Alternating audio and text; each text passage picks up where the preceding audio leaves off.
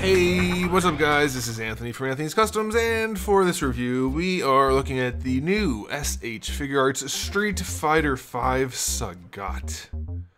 And you guys probably know I'm a big Street Fighter fan. I've collected all of the things I can collect for them pretty much, as far as action figures go, and I'm a big SAGAT fan. I love SAGAT as a character, because he's a basic character, but that's all you really need. You need a basic plotline, basic storyline, and good motives. Not necessarily good as far as good and evil, but good as in a purpose. And he has all of that stuff, and I like him a bunch, and I really enjoy this figure from a completely personal standpoint. But there's a whole lot of stuff that I objectively will note as being terrible. I love this figure, but it's bad. There's a totally different thing between quality and preference. I enjoy it. It is not good. In many ways. It's very unfortunate. And you might be looking at it thinking, well, it looks okay in a lot of ways. Maybe it's alright and he's just being harsh. Just wait. We're gonna go over it. There's good stuff, don't get me wrong. But there's some stuff on here which you might have noticed as terrible. It's just not good. So let's go ahead and get it off the stand and take a closer look. This guy stands just shy of 6 3/4 inches, which makes him pretty close to 17 centimeters, right around there. I have him kind of hunched and not standing straight up, but you get the idea.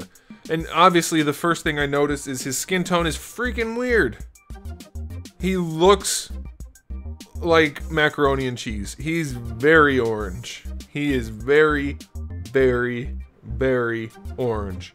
Not like sunburn, not like a guy from Thailand having darker skin. He is orange. Look at this. That's what he should look like. See the color there? That's what he does look like. Holy crap. It's closer here to this, but still better. Still less orange than this.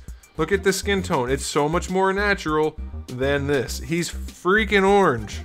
So orange that it is very off-putting. If you only look at him long enough by himself, you'll start to trick yourself. Your brain will be like, it looks okay. And then you put him next to another character who isn't necessarily supposed to have the same skin tone, but still, holy crap, he's orange. So orange. Oh my god. But here's the thing, anyway, not the thing, he's shaded everywhere, which is awesome. That's so good. Like, Ryu has no shading on his skin at all, and it makes him look plasticky. This guy doesn't look plasticky. He's painted all over the place, but he's freaking orange. Man, I hate that. And his glossy trunks are glossy. You could just excuse that as being shiny trunks, so that's fine. Paint everywhere else. But he's orange. Oh my gosh, that throws off the figure a lot. Okay, we'll stop talking about that. Next thing is, let's just do a quick height comparison. Sagat's supposed to be pretty tall. Even in Street Fighter 2, when he wasn't huge, he was still pretty tall. So let's stand him there. And we'll put up Ryu, because obviously that's an important comparison. So he is taller than Ryu, but just by a little bit. And now, let me go ahead and grab M. Bison, who is another important comparison. M. Bison makes Sagat look puny. And yes, this is a thicker M. Bison, closer to the Alpha look probably, or even maybe just the Street Fighter V look. But either way, it's not the Street Fighter 2 M. Bison because of the thickness. But still, Sagat is tiny. He's so small compared to what he's supposed to be. Even when he's not that big, he's bigger than this. So, outside of posing in crazy poses to hide it, he's gonna look really little. Which is unfortunate, because he's known for being the opposite of that, which is pretty big. Very disappointing. There are a few good things though, a few other good things. The sculpt of the anatomy is really nice. Yes, he has a really skinny waist and kind of a small chest, but the individual chunks are good. You can see the legs have really nice anatomy to them. Good proportions, nice narrow ankles and lower legs. We don't always see that on figures, mostly from Hasbro. Good musculature throughout. It's pretty good looking. That's fine. We'll get to the articulation breaks on this guy. I should include those in aesthetics because it's bad in a lot of cases, but we'll just save those for the articulation. So yeah, it's very weird. He's so weirdly colored and out of scale that the aesthetic, even though it's very stylized, still doesn't work. But then when you pose him, he looks great, and you'll see that at the end, so I'm very torn objectively about that. But objectively, there's lots of problems. So on the aesthetic front, mostly because of the skin tone and the size, I'm gonna say it's only like a 6. It's one of the most problematic releases they've had, and they've had a bunch. Like Akuma was glossy plastic, but this guy is he looks like he bathed himself in Dorito finger dust. It's just not great. Not great is a very nice way of putting it. Alright, as far as accessories go, we have the neutral face, we have an angry face. They're still very cartoonish and stylized. That's how they're supposed to be, I guess, for this line. Not really my cup of tea, but that is what it is, and it's achieved successfully here, so that's that. We have 2 fist hands, 2 open hands, pretty standard. We do have a little display stand for his tiger. Remember when it used to sound like he was saying hyper? Well, yeah, anyway, we get that, and that's a very nice blast effect, so that's cool. Only 1 height, though. Seems like a gross oversight. If you remember SAGAT, he's known for shooting high ones and low ones, and we only have high ones. And they're very high. Like, if you lean him over to do the thing where he punches forward to shoot him out, you know? Like, to go like this kind of thing.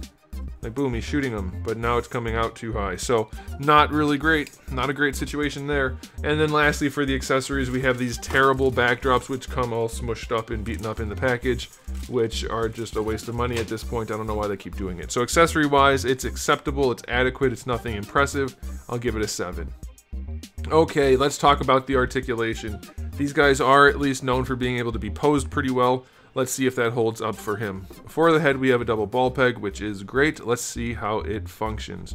It can lean side to side, it can lean forward and up. And we'll go ahead and just include the neck articulation here. It's on a ball peg, but look at that crazy gap. He looks so mechanical and weird the way they did the neck. Plus it's discolored a little bit. I didn't mention that before.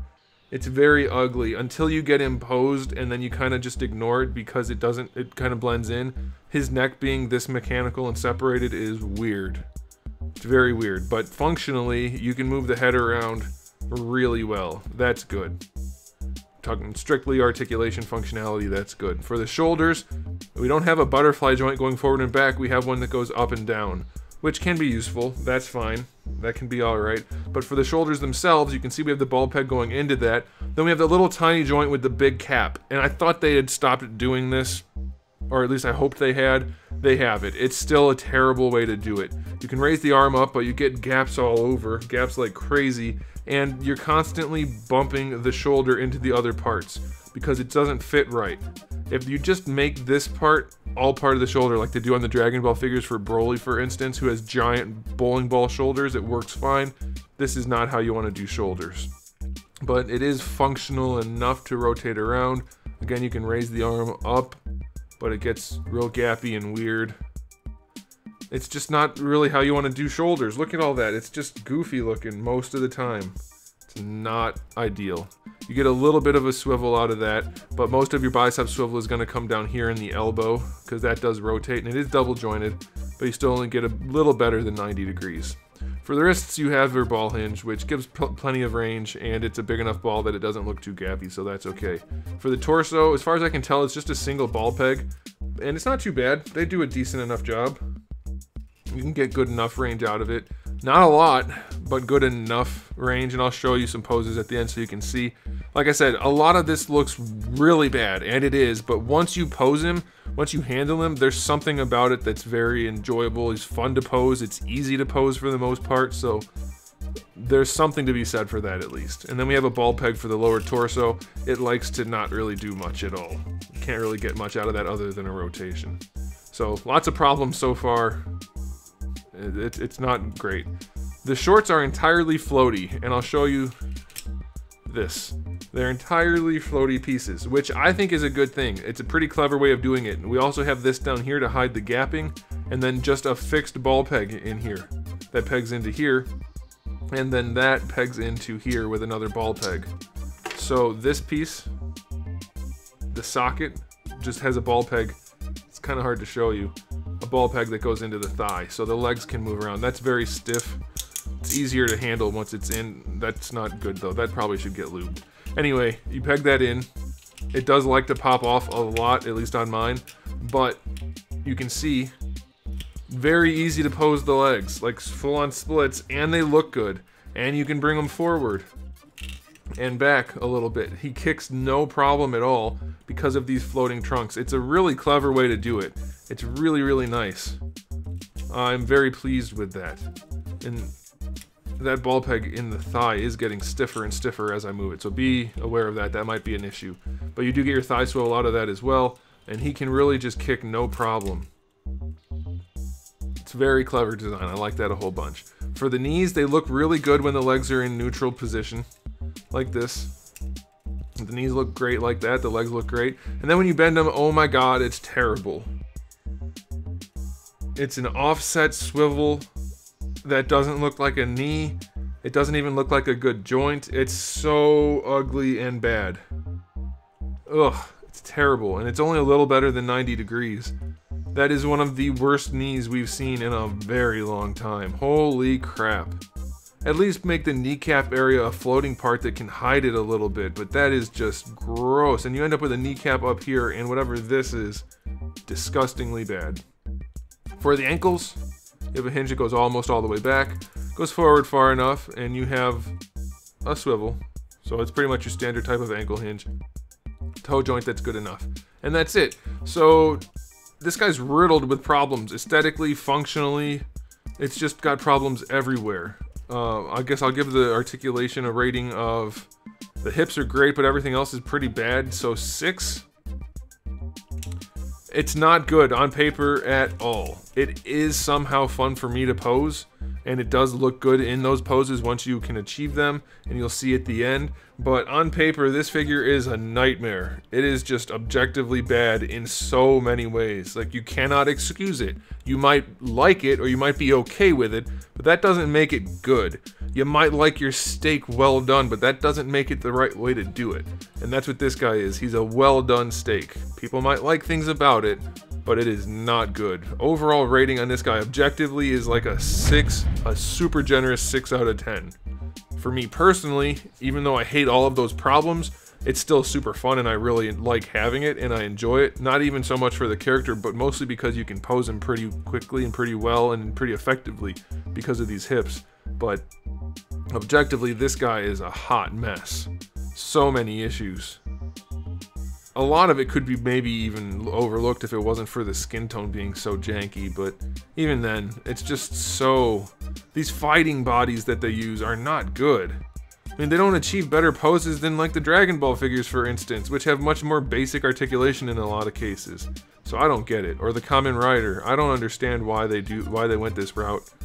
I hate that they did, but somehow this figure still turned out to be fun, even though it's terrible. So, there you go. You've got my 2 cents. Let me know what you think about it in the comment section below. Stick around for the photos, though, because you can achieve some pretty cool, or at least one, one pose that I really like. Yeah, you'll see. Whatever. Alright, guys, thanks for watching. If you enjoyed the video, please do give it a thumbs up. If you didn't, give it a thumbs down. And if you haven't subscribed, you should. I have new videos out just about every single day, and thousands already on the channel, so come back for all of that. And in the meantime, keep collecting.